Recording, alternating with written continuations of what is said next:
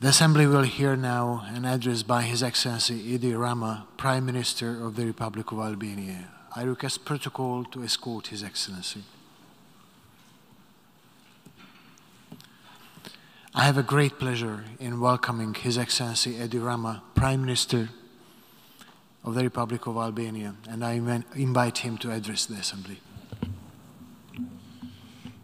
Mr. President, distinguished delegates, it is a particular honor for me to address this session of the United Nations General Assembly because I stand here as the representative of a country, Albania, that is currently serving in the Security Council for the first time in its history. This responsibility lends special importance to our role in this august body and beyond. We gather here each September, and 77 years on, the United Nations has only gained in its universal appeal, serving as a parliament of humankind, the forum where we speak to each other and listen to the world. Like nowhere else, the world converges here. We share the success and progress, outline issues and challenges, express worries and fears, highlight crises and tensions, talk about agreements and discords, but above all, we bring a joint desire for a better world. In these nearly 8 decades, we have witnessed uninterrupted change, profound transformation, unprecedented mobilization, continued solidarity, and an all-time imperative of the need to work together. As a result, the world has known undeniable progress on many tracks. On the other hand, we must never forget that our journey has been bumpy. Many times, we have also witnessed terrible setbacks and even reversal of progress. Unfortunately, this is mainly due to man-made catastrophes, ill-conceived policies, because of narrow national politics, short-sighted interests, fueled by populism, nationalism, and greed for domination.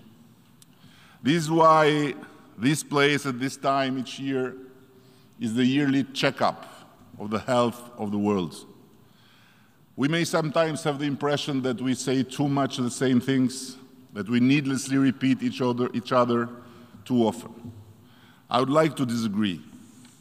If committing to peace and security, to development and prosperity, to upholding the international law or inspecting human rights, engage into genuine efforts to mitigate climate change, is repeating each other, then we are doing the very right thing. Ladies and gentlemen, unfortunately, this year, our hopes and beliefs have been bitterly shattered, and our assurances were broken by an unprovoked, unjustified, and premeditated war of one country against another in the European continent, the brutal aggression of Russia against its neighbor, Ukraine. Russia's war of choice is against Ukraine and its people, but not only.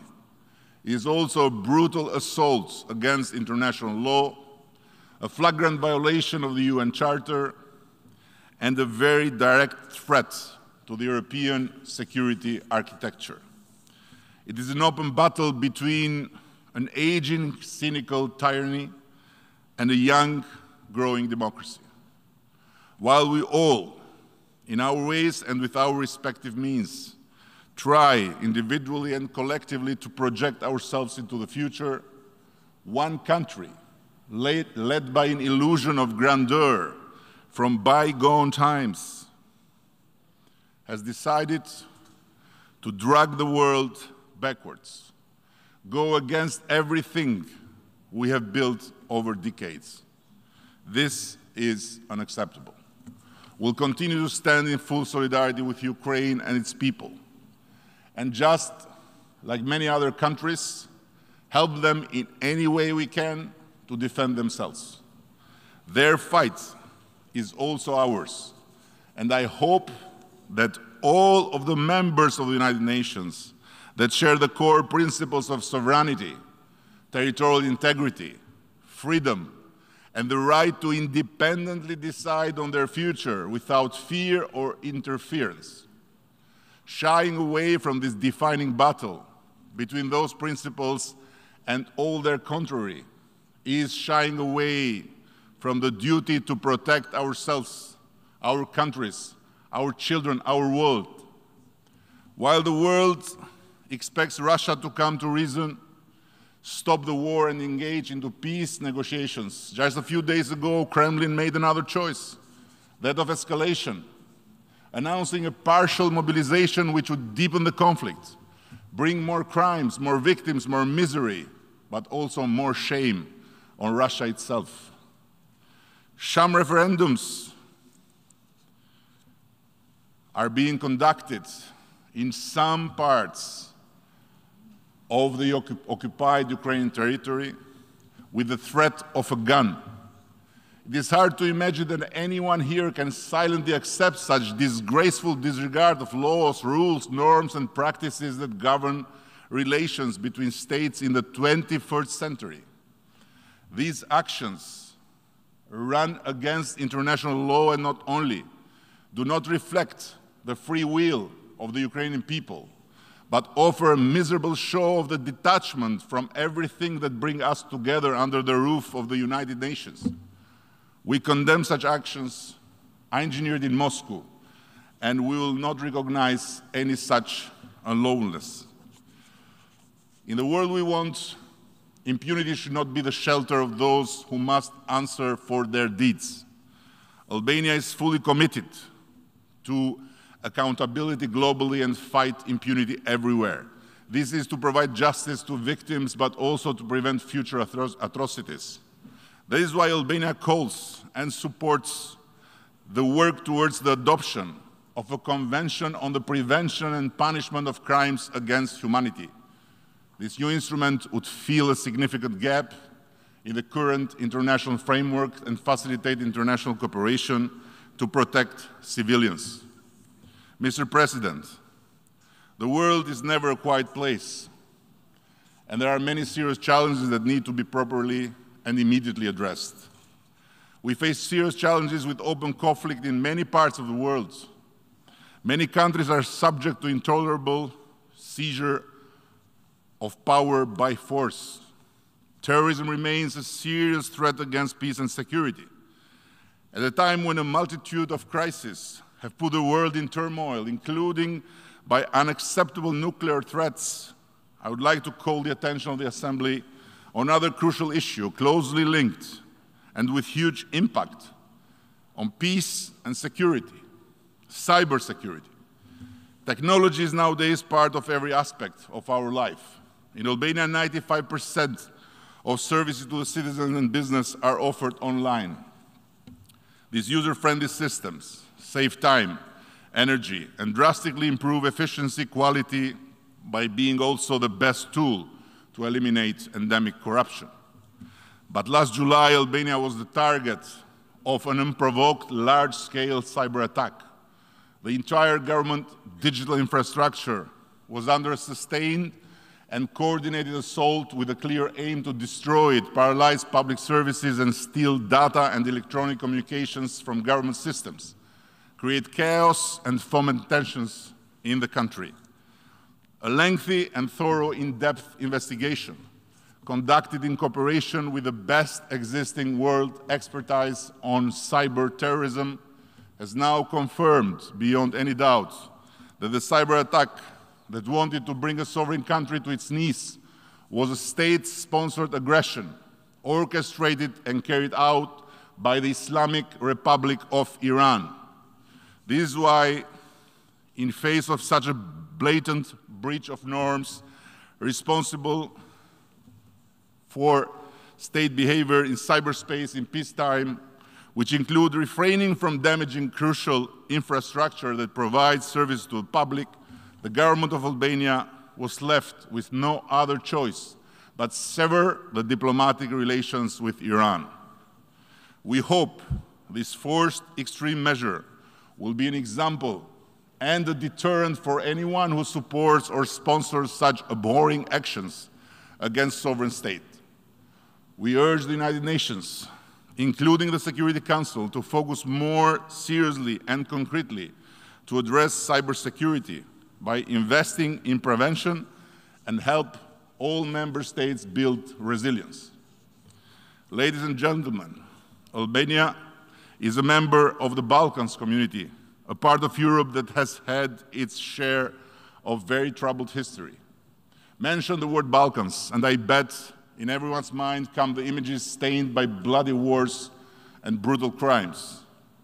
You'd rightfully recall the scars of repression and oppression, genocide in Srebrenica, and brutal ethnic cleansing in Kosovo.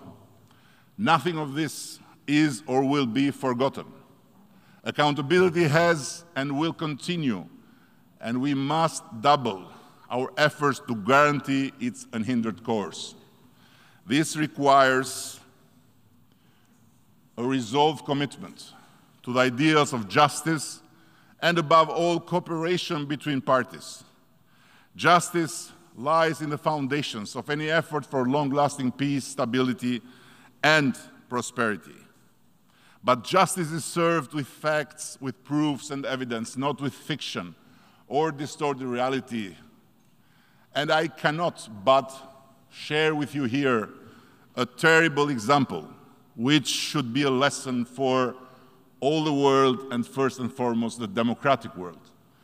In 2011, the Parliamentary Assembly of the Council of Europe adopted a report compiled by a zealous parliamentarian who goes by the name Dick Marty, accusing the Kosovo Liberation Army of the despicable crime of organ trafficking. Mr. Marty should have been paid as a storyteller, but never trusted as a rapporteur of the Council of Europe.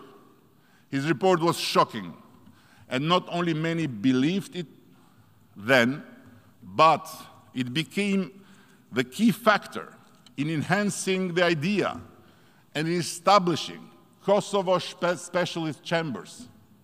It also became one of the worst cases of distorted reality, the kind of manifesto for worldwide propaganda against Kosovo independence.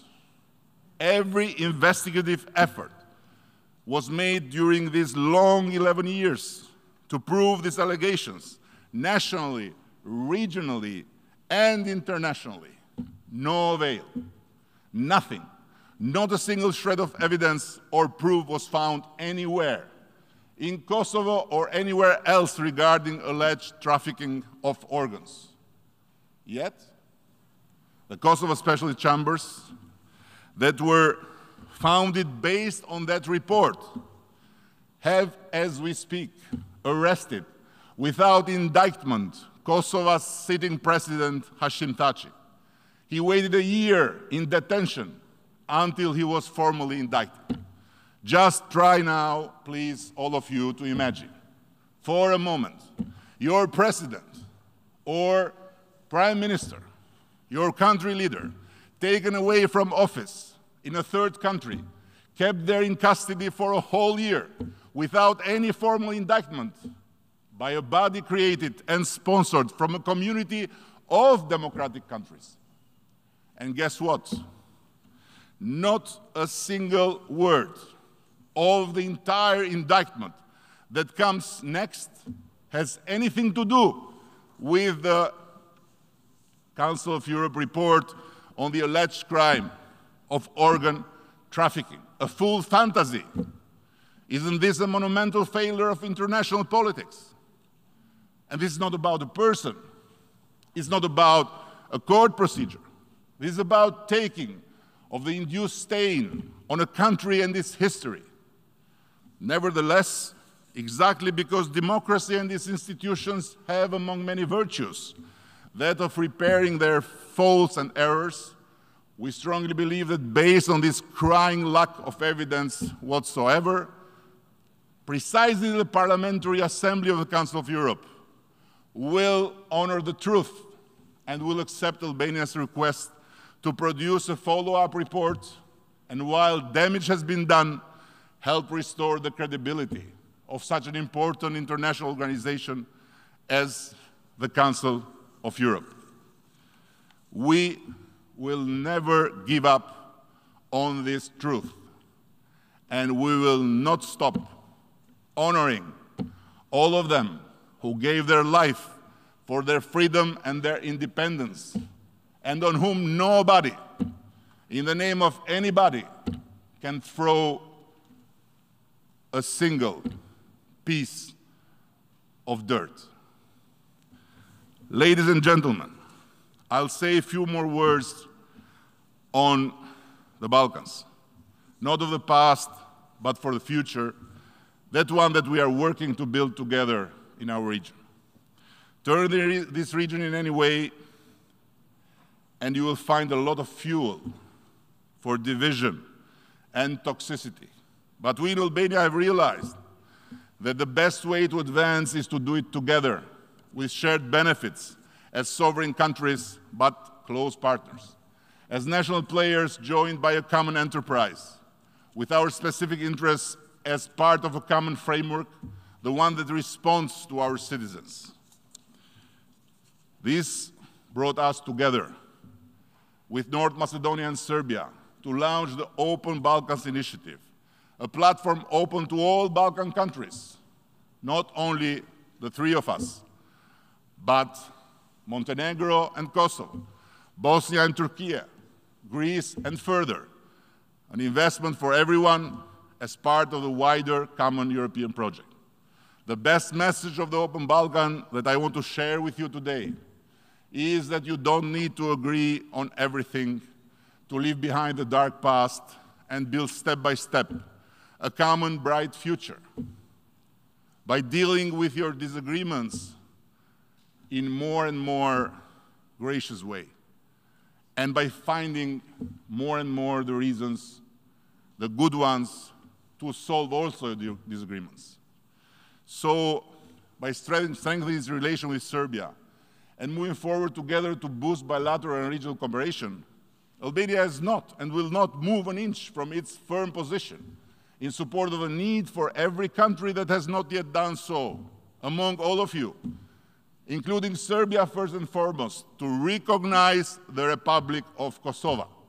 This being said, it is high time for Kosovo and Serbia to move beyond the current stalemate in their dialogue and work bravely towards a comprehensive peace agreement by doing their respective part to adopt a EU-US-backed breakthrough. Dialogue is not just a better way. It is the sole and unique way to deal with issues, however difficult they appear, however complex they are. And I remain convinced that Open Balkans will only help facilitate this process to the benefit of all, Albanians and Serbs, Kosovo and Serbia, but also for the entire region and the wider Europe. Mr. President, let me conclude with a beautiful African proverb that says it all about our United Nations. If you want to go fast, go alone. If you want to go far, go together. Thank you all. On behalf of the Assembly, I wish to thank the Prime Minister of the Republic of Albania for the statement just made, and I request protocol to escort His Excellency. And now the Assembly will hear an address